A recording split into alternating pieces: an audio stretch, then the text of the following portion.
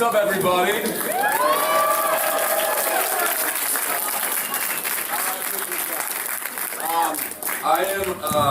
I'm just so damn proud to be here to talk with all of you and my God, my dear good friend, beautiful man, Jonah. Please come up here. Wow. Good to see you. How brilliant is this man? Thanks for coming out tonight, everybody. Look, I'm proud to know you. I adore you. I'm such a massive fan of yours. And when you hit me up to come here tonight, I was, pleasantly surprised and also a little nervous because crowds make me nervous.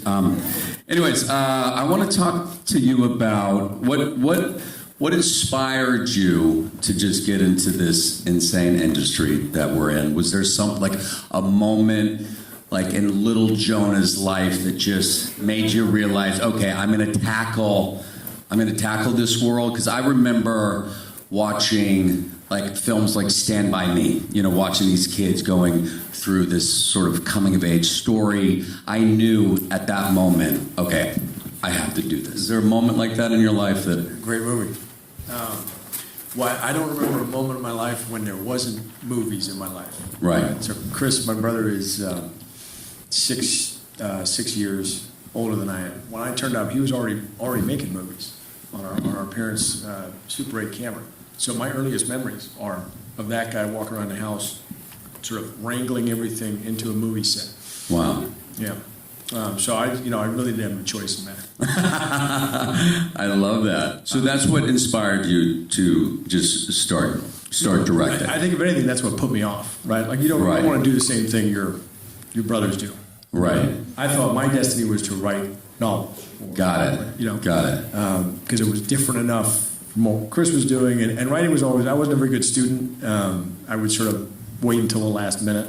Yeah. And the thing that always bailed me out was the words on the page. I could sort of dress up total ignorance and make it look pretty. Still doing that. Yeah. Still doing that and getting paid for it. And so I thought I'd write. And Memento, our first collaboration. I mean, how insane was Memento? Holy shit. I think that was the first time I was introduced to your work. I was just so blown away. Thank you. I was in college at the time and I was writing a story. I'd taken an intro psych class. Yeah. And not done very well with it, but I stuck around long enough to get to the part about anterograde amnesia, which is not a very common condition, but is it's sort of illustrative of how fragile our cognition is. Yeah. And Chris at the time I was haranguing him and Emma, his girlfriend at the time, and wife, into moving. They're sort of in London and kind of on the fence about should we come, should we not. I was like, stop being a wimp, you got to go. Yeah. I had our dad's car in D.C. racking up parking tickets. I was like, I think in L.A. you need a car. So we drove out together. I picked him up in Chicago and we did the drive. And I had this idea for this story, but it seemed very early, very clear to me very early on in the process. I was like, oh, this is a very cinematic story. Yeah. Right. This is a guy who covered in tattoos, take pictures. You do justice on the page, but I felt like, oh, this is the wrong brother got this one. So we're driving out to L.A. and I had. Written a sort of a sketch of it as a story, like an early first pass as a story. I think the first version of it was actually written on an airline vomit bag. Really? Yeah, I was trying to find it. I was trying to find this the other day because I was like, oh, that would be fun to have. Yeah. Lost to the mist of time. But we were driving out, and Chris was pitching me the movies he wanted to do as a follow-up to Following, which is his first film. Right. And those pitches, at some point, he's got to come clean and articulate. He's never made any of those movies. Several of them were comedies, which I think is interesting. Wow. And they weren't that good. I was like, I think I've got something more up your alley. Yeah. And I pitched it to him in Minnesota because we'd run out of things to say to each other. And he got really quiet. Okay. And that's when I knew I had him. I mean, the execution of that was just truly flawless. A lot of people have ideas, pen to paper, but then just the execution was truly beautiful. So well done. I mean, you have the privilege to tackle a lot of stuff you do with your brilliant and beautiful wife. Lisa Joy, who is here. Can we please round of applause for this brilliant lady? How is that? How? I mean, how does that work? I don't feel like I should answer that question. She has a microphone. Right. Okay. I think it would be very one-sided. I just, I have had the privilege to, meet you, later on in your career and witness. I don't know how I feel about that. I'm going to take that with the retrospective. I'm like, right. it's a good idea. But I just, to witness the two of you work together just so seamlessly, and every room that you two walk into, it's very obvious, very apparent that you are possibly the two smartest people in the room. I just love having conversations with you because both of you just feel like you have your finger on the pulse and you just know what's going to happen next. I mean, how does that feel with, for Westworld, for example, who, I was lucky enough to be invited to come play on that show with you for a couple seasons. And a lot of this. Wanted to work with you on the first season, but you were busy. Let me tell you a little story about, just really quick. He asked me to come do Westworld right after they did the pilot, and I was deep in negotiations of this other gig. And he said, "Well, we'll give you a little sizzle reel of the pilot." And I watched it, and I'm like, "Oh my God, this is going to be the greatest show in history." And anyways, I didn't think he was going to come back around, and I thought I was going to regret it for the rest of my life. But you came back, so thank you. But a lot of the things that you talk about in that show is happening. Is that weird to you, or did you just always know, like, I told you so?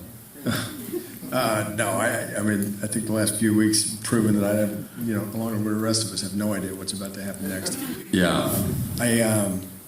We had spent a lot of time thinking. It was interesting. We watched Interstellar here last night. Beautiful. And I was remembering thinking that, because I started writing that movie a long time ago. That was almost 20 years ago. And I think that's where my fascination with AI came from. Yeah. The robot characters in that film, who I wanted to be.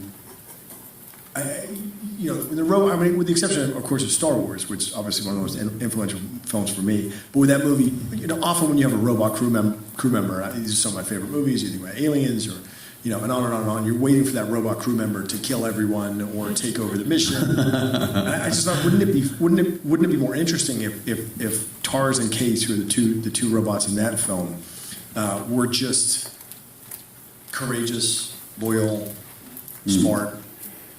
If they just did exactly, it was like, wouldn't that be more interesting to consider the version in which AI is kind of better than us? Yeah. Or all of the things they just faithfully embody all of the traits we want them to. And I think I got fascinated. There's a running gag in that movie that that Coop McConaughey's character can dial up or down the level of humor of the robots, the sort of level of sarcasm, the level of honesty, and when the call came in on Westworld, J.J. Abrams reached out. I've been working with J.J. on my first show, Person of Interest, and he reached out to ask about whether we wanted to do a spin on Westworld that featured kind of maybe a more sympathetic take on the robots. And I thought, oh yeah, it was kind of a sideshow in Interstellar, right? But I got really interested in that, and then I didn't quite know what to do with it, so I told JJ no. Lisa had not watched the original film and was like, wait, what are you talking about? This is literally all of the things that you're interested in, all the things that we're interested in. Let's do it. And so we were able to sort of take that concept of, well, wait, what if robots were exactly what we asked them to be, right? Yeah. No renegade, at least at first. What if they were more courageous, smarter, more loyal? And what if we took advantage of that? And just seeing it from their perspective. So it was a kind of a dream. I mean, you guys are going to watch the pilot. It was a dream show to work on. It really was. Thank you. When you were co-writing that pilot, speaking of Westworld, did you always know that you wanted to direct it? Was that always like the vision? Well, again, we sort of go back to this weird, if you grow up with a terrific director as a sibling, right? You don't immediately go to the place of, oh, I can. I mean, Chris has literally been directing movies since I was 0 years old, right? So there's a certain amount of intimidation. Then I started working with other directors, and I was like, oh, I can do that. I think for me, it was JJ had encouraged me to direct my first pilot. Yeah. And I sort of thought, no, not ready yet. I wound up directing an episode in the second season of Person of Interest. Yeah. Which was amazing because at that point you've worked with the crew and the cast for an entire season. You kind of have the wind at your back. Yeah. People have to say you're talented even if you're not. Or that's to laugh at your jokes. So it's sort of, it is a very warm environment to jump in for the first time. And I remember getting three days into that. We were shooting. That show was wild. No one had told us how to do television, right? I had no idea, right? So you're supposed to shoot a typical broadcast show.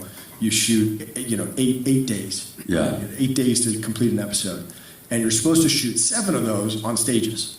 Yeah. And then you get 1 day where you go outside. Cram everything in. You get like a couple shots, it's like ER, sends outside, smokes a cigarette, has 2 pages of dialogue, you go back inside. That's how TV is supposed to work. Person of Interest, we shot 7 days out. We were just running around New York the whole time. What a dream. No one told us better.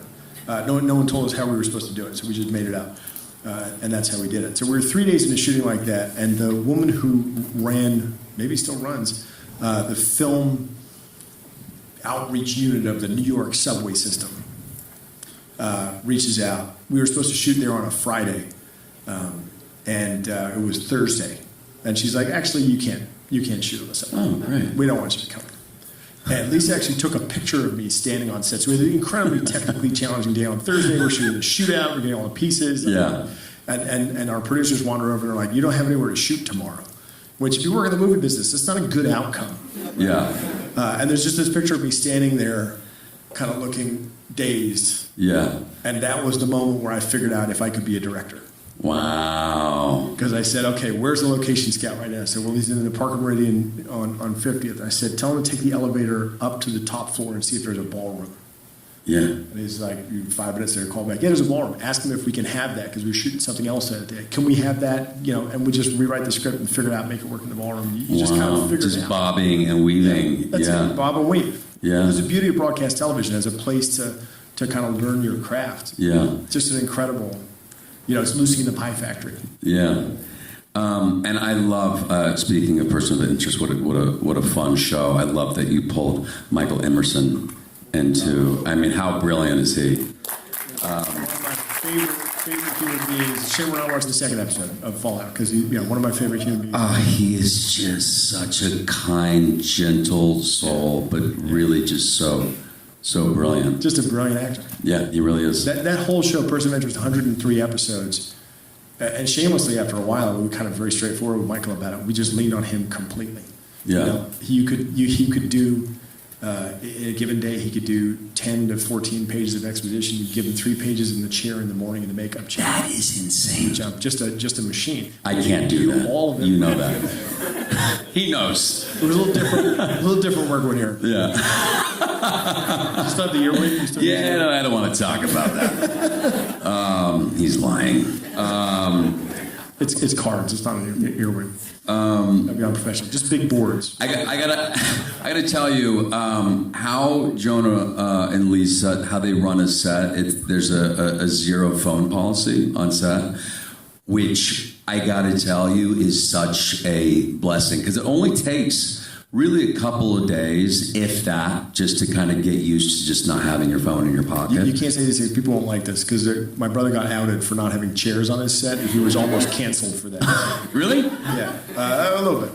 But did we have chairs? I don't remember. You guys had chairs. Yeah. Oh, I got a chair. No, the phones thing is actually a safety thing, and it actually came from working on Person of Interest at one point where I was on set and we had an injury because someone was moving around someone else at speed. We were doing it was actually a camera operator who got injured. And I looked over trying to figure out what had just happened. And the boom operator was playing Words with Friends.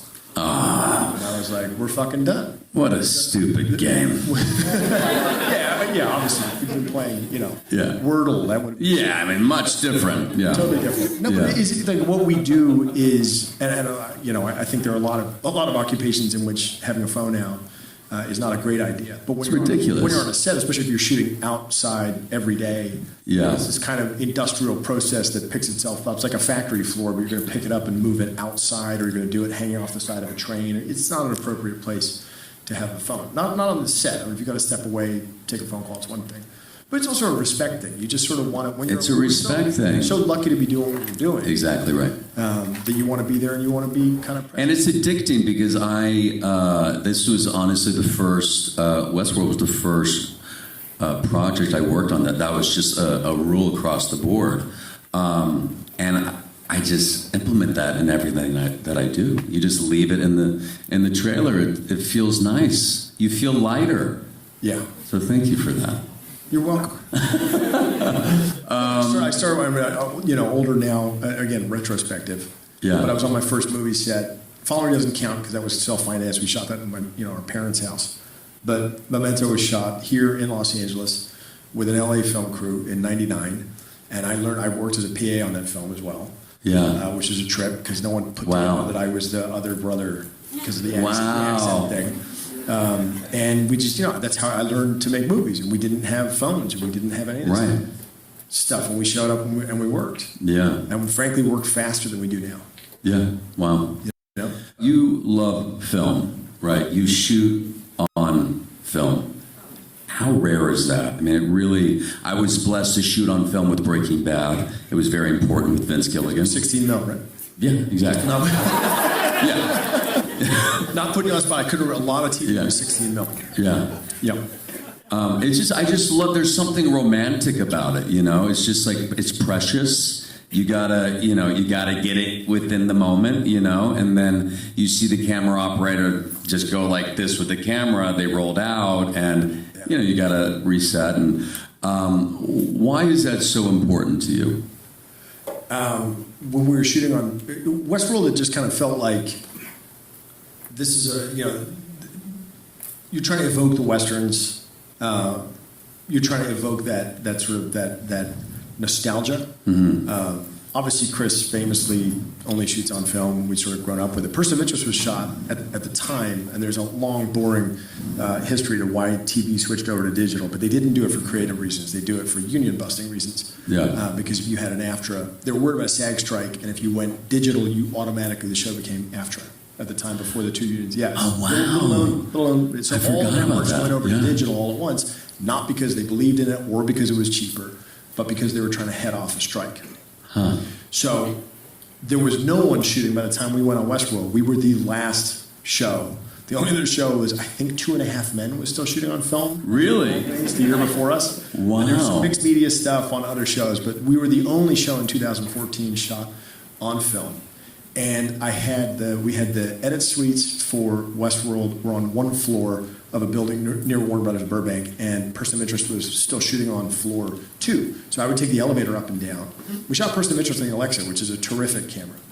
And I would go from edit, and this is just the Avid output. This isn't even like a full resolution, like full tilt thing. But Yeah. we were shooting on the Alexa on one, and I go up to the edit suite upstairs and look at Westworld on film, and I was like, oh, wow. Yeah. Right, because I thought my brother was kind of full of shit, honestly. It's sort of a fetishistic thing. Yeah. It's not. It's still. You know what it does, and people will sort of talk about all the different things. We finally actually tested it. Season 3 of Westworld, when you and I finally started working together. Yeah. Before we shot that season, we knew we were going to be shooting downtown. It was complete from the show you're about to watch, which is really largely a Western. All the textures changed. We shot in Singapore, downtown Los Angeles, Barcelona. We shot Valencia. We shot all over the place. But we were shooting, futurism. Yeah. And so we said, okay, well, let's put it to the test. Let's go downtown Los Angeles. We'll test shoot everything, every single camera system under the sun. And then we compared everything, and we're sitting in the edit suite afterwards and looking at it. And I am, don't tell anyone, colorblind, as is my brother.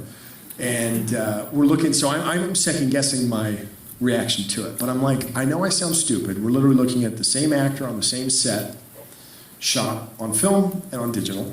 Yeah. The digital looks terrific for city lights. Looks incredible. Half of them disappear on film, right? Because of the sensitivity of it. We're looking at the faces. I'm like, why is the close-up of the actor on film more emotional? I can't tell you why. I can't understand. That's when it starts to feel mystical. I'm like, no, this is Chris's nonsense. I've just been infected. And then Richard Lewis, who's our producing director, is like, where's the blue in her eyes? And you looked in, it's flesh tone. It just the film is better at capturing faces. Right. That's what it's better at. And because most of your movie is faces, there's all the beautiful wide shots. You're mainly there to capture faces, and faces, close-ups, that's where you guys are doing your work. Yeah. And that's where the emotion's coming through. And if the camera's better at capturing faces, then that's what you need to use. So when it came to Fallout, a show for which it made no sense thematically to shoot on film. Yeah. This is an adaptation of a video game for a streaming service. But we shot in 35 anyway. We're very grateful to Amazon for supporting that decision because it kind of became our secret weapon. Yeah, was that a non-starter at the very beginning discussions, like it's got to be 35? We had shot another series for Amazon called The Peripheral, in which our director on that, Vincenzo Natali, I didn't direct that. Vincenzo wanted to shoot digitally. He liked the workflow. No problem with that. We were very clear with the Fallout team from the beginning. We were like, if you want it to look as good as Westworld, we need to shoot on film. Yeah. And it was a joy. We get actors who come on the set who younger actors who wander over after a take or two and be like, something's wrong with the camera? It's making noise? You're like, oh, it's because it's a real camera. Yeah. Yeah. I mean, I just love how important it is to you to shoot everything as practical as possible. I mean, he's dragged me all over this beautiful world of ours. I felt so blessed to just travel this planet with you. So thank you for doing that, but why is that so important to you? To be able, I mean, my God, you're traveling across the world, where you could just shoot it on, blue screen or green screen, which a lot of people do. Yep. But you think it's worth the burn to go there. And I mean, constantly you're traveling and you're scouting. It's not just like when you're shooting, you're traveling to the other side of the planet to scout. You put so much time into this. Yeah, we shot for what you guys just watched. We shot in Namibia on the Skeleton Coast for all the exterior shots. And part of the reason for that was when we were making Westworld, someone had shown me pictures of Kolmanskap, which is the place that Ella's character emerges into at the end of that episode. And it didn't work for Westworld because masonry constructions, all these old houses that have filled up with sand. Yeah. And it didn't work for Westworld because masonry construction in the American West, you didn't have bricks, right? You had wood, not at first. So it kind of filed it away. And after we had that first interaction with the amazing Todd Howard, the creative genius behind the later Fallout games, we walked away and I said, okay, I don't know what the story is. I don't know where we're setting it, but I've got one location. And so we went to Namibia and we scouted it. And that first scout, we flew a collective 60 hours. And we were in country for 18. So it was like a 3 to 1 ratio of flying and scouting. Never saw daylight in Johannesburg, and then took a very small rickety airplane that Athena, our producing partner, told me at one point was about to crash memorably. Oh, great. I had my headphones in for it. I was like, okay, everybody, we'll assume the position. Yeah. But the reason why, again. And I thought, I only figured this out recently, right? Part of it was I just grew up with Chris watching that and realizing that, we have the most talented vis effects department in the business on these shows, the same team from Fallout and Westworld. And we try to give them as little to do as possible. Because for both of these projects, for similar reasons, Westworld is about an experience that you pay for, where it feels completely real, right? And Fallout is an adaptation of a video game. Right? So you're trying to take something that is virtual and make it real. In both cases, you're better off going and making it real, right? But the reason for that, I used to think that the reason was all of the natural beauty, all of these different things. But the truth is, these days you can pretty much do that anywhere. You can put it in a green screen, you can make it work, especially if it's distant mountains, that kind of stuff. And there's always a moment when you've dragged your entire crew out to the middle of nowhere. On Westworld, it was, we went to Castle Valley, which is in Utah, near Moab. And it's a schlep to get out there. It's not quite the Skeleton Coast, but it's a schlep. And you kind of get out there and drag everyone out there. You kind of wake up for that first morning and the sun's kind of, you're like, God, why did we do this? And I look out the window and you see Castle Valley and you're like, oh, that's why we did it. Then you realize why. The reason it works for filmmaking, though, is actually not the place itself. It's in in those last shots. Most of what you're seeing there when Ella walks out of Vault 33, 95% of what's in that shot is practical. That is an abandoned diamond factory, diamond refinery on the Namibian coastline. The only thing we put into that shot is the Ferris wheel. Everything else is practical. Sorry, Really? Santa Monica Mountains in the distant background of the Ferris wheel. But we didn't, afterwards I realized, we didn't do it for the vistas. You actually do it for the reverse. You do it for the coverage. Because no matter how brilliant the actors you're working with are, if you have managed to actually supply the awe, Exactly. they're freed up to do other things. They're freed Yeah. up to do all the really hard stuff. Whereas you work, brilliant actors in green screen, you can make it work, right? Right. But you're using all of your talent to create reality. When if we can create that reality for you, you can do all of the other. You can do all the pizzicato. You can do all the other beautiful emotional stuff instead of having to pretend you're somewhere special. Yeah, I mean, when we went to Singapore, and I think, correct me if I'm wrong, but we went there because you're dear friends with, I think, one of the most influential, important architects on the planet, Björk Ingels, right? And you asked him, what is the most futuristic place in the world? Futuristic looking place. And he said, without a shadow of a doubt, it's Singapore. It's got to be Singapore. And the moment you, I grew up in a very small town in Idaho, no money. Never did I think I would ever go to a place like that. The moment you step foot in a place like that, you're in another world. I mean, it's truly remarkable. Yeah, an amazing place to be. Lisa and I had talked about when we were pitching Westworld, way back when, we knew the plan. The plan was season 3, thereabouts, you would get to the outside world. Yeah. And so we knew after doing a couple seasons of a Western, we'd have to, that outside world better look pretty cool. And we came up with this thought that, what we could do is we just shoot it in an Asian city, right? And we traveled a fair bit, and every time you go to Hong Kong or Shanghai or these places, you feel like you're stepping into the future because the services are so incredible, and the trains, the airports, everything is amazing. We thought, we'll just shoot in an Asian city with some extras, and we'll just say it's Los Angeles, right? It's like a brilliant idea. Then Spike Jonze makes Her. And we watched it and we're like, oh shit, right? But it worked. It worked beautifully. He shot Shanghai actually with Govey. Govey was on that film. Chris Harhoff. Right, yeah. Long time steady kid. Love Govey. Absolutely brilliant. Shot this. Both of the things you're watching tonight. Harhoff shot that film in Shanghai, and they just wandered around Shanghai with Joaquin Phoenix and some extras, and then they just said it's L.A.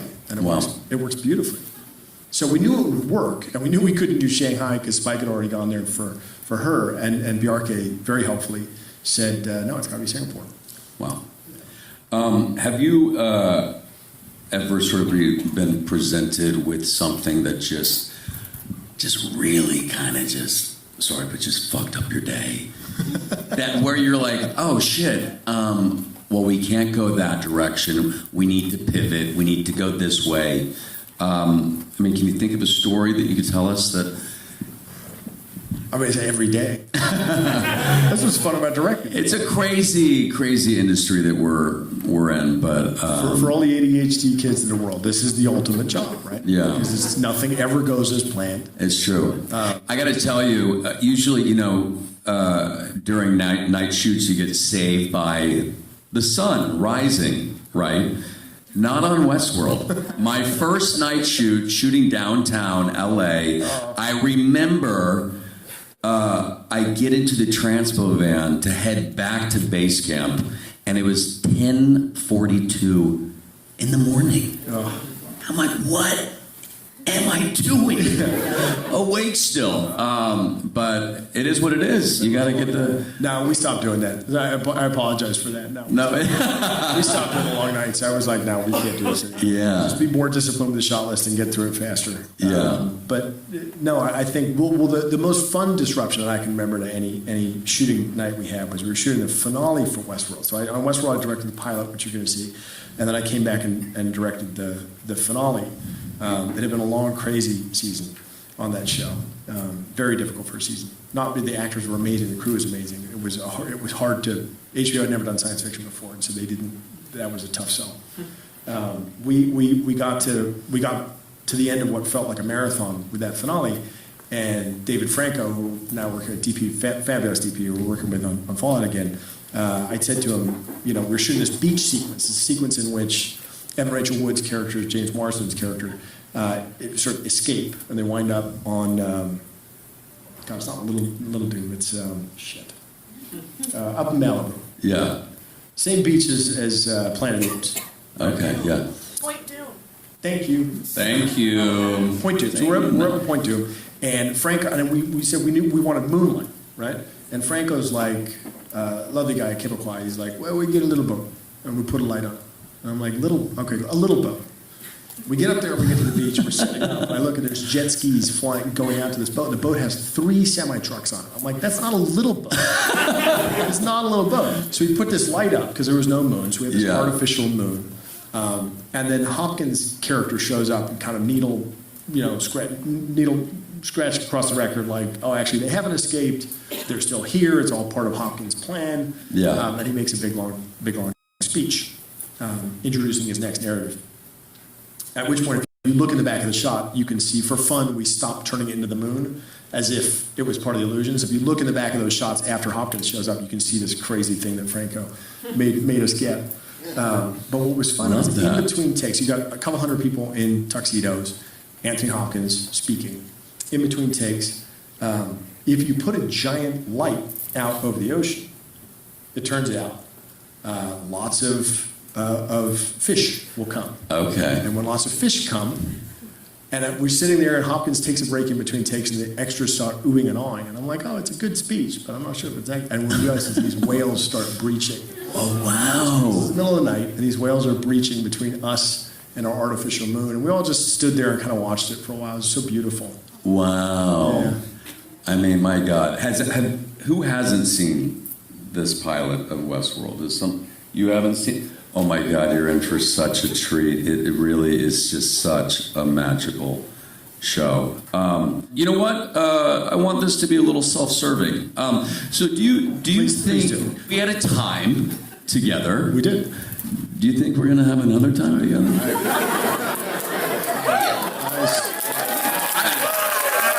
I'm not trying to get you to answer the question right away, but eventually, do you think maybe we could play around together again? We better. Okay. Last time I checked, you owed me a little bit of money. So. Okay, I can pay you. Now, working with you, it was one of the things about Westworld. This case. Yeah.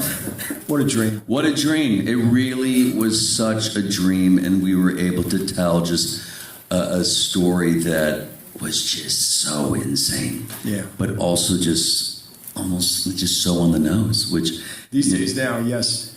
Which is crazy. I mean, the robots. Have you seen the robots? I mean, it's no joke. The robots are here. They're coming. They're here to stay. And you knew it. We didn't even need to make the 5th season because we're all living it now.